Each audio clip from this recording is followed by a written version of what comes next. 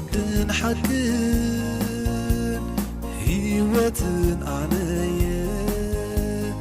ትንሣኤ ናይ ሙታን ኣነ ባዕለየ እብለኩም ኣለኹ ፍቑራት ደቀየ ንዕሞ ውረሱ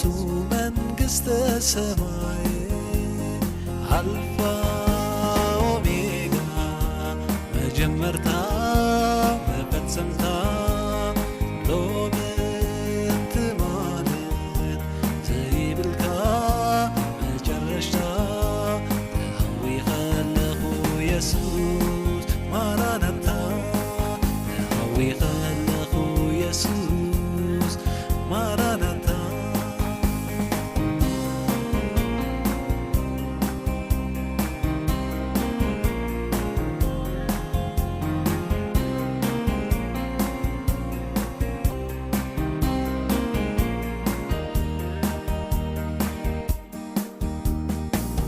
ፈጸምታን ተስፋን ባዕለይ ክህበኩ ሓሲበ ኣለኹ ፍጹም ከንክሓኩ ክደልዩን እሞ እነሆ ክብለኩ መደበይ ዝዩ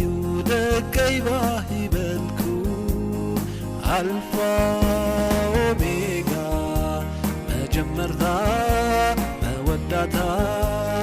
ሎምንቲ ማለት ዘይብልካ መጨረሻ ተሃዊ ኸለኹ ኢየሱስ ማራናታ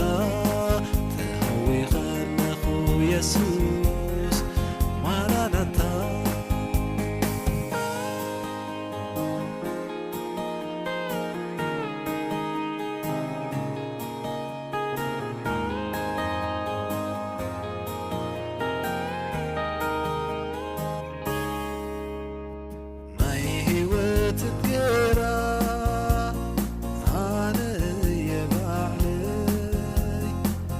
ስጋይ ዝበልዕ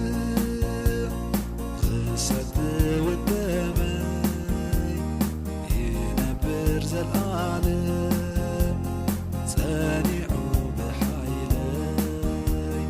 ይእዘዝ ንቓለይ ከይበለ እምብለይ አልፋ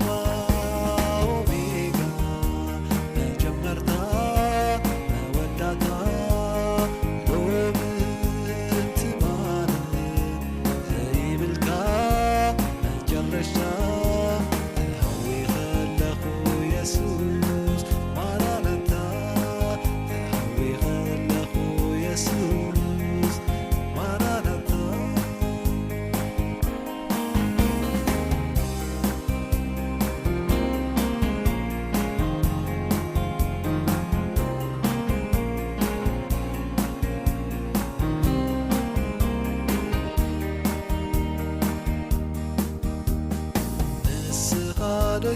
ደይኮንካን